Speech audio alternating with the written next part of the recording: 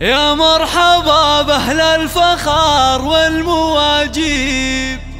أهل السعد زاد الهنا واشرق النور، من أم صافي صغت جاز للتراحيب، بضيوفنا ترحيب والكل مسرور، بضيوفنا ترحيب والكل مسرور.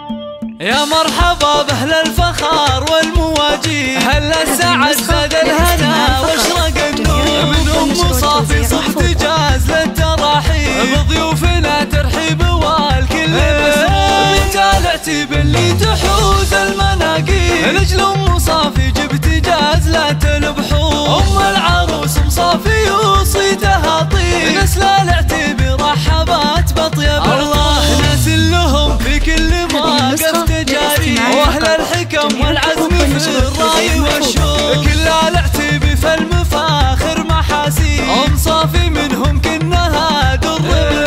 ذات الجمال والذوق وارقى الاساليب، نور اللي فيها الزين والحسن محصور، وفي مدح نوره قلت بالوصف تقريب، اجمل عروسه حولها ننثر وخواتها مثل النجوم اللي ما تغيب، من نسل قوم بالكرام شيء مقصور، وفي وصفهن يحلى لي الشعر ويطيب، خوات نوره صيتهن هنا هي اللي منك كل المطالب، تجعل ليالي نورها افراح وعطور. يا مرحبا باهل الفخار والمواجيب، اهل السعد زاد الهنا واشرق النور، من ام صافي صغت جاز للتراحيب، بضيوفنا ترحيب والكل مسرور. بنت العتيب اللي تحوز المناقيب، لجل ام صافي جبت جاز لا تنبحور، ام العروس ام صافي وصيتها طيب، نسل العتيب رحبات بطيب الله، ناس لهم في كل موقف تجاري، واهل الحكم والعزم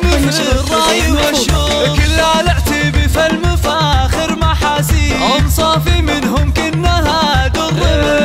ذات الجمال والذوق وارقى الاساليب، نور اللي فيها الزين والحسن محصور، وفي مدح نوره قلت بالوصف تقريب، اجمل عروسه حولها ننثر وخواتها مثل النجوم اللي ما تغيب، من نسل قوم بالكرام شيء مقصور، وفي وصفهن يحلى لي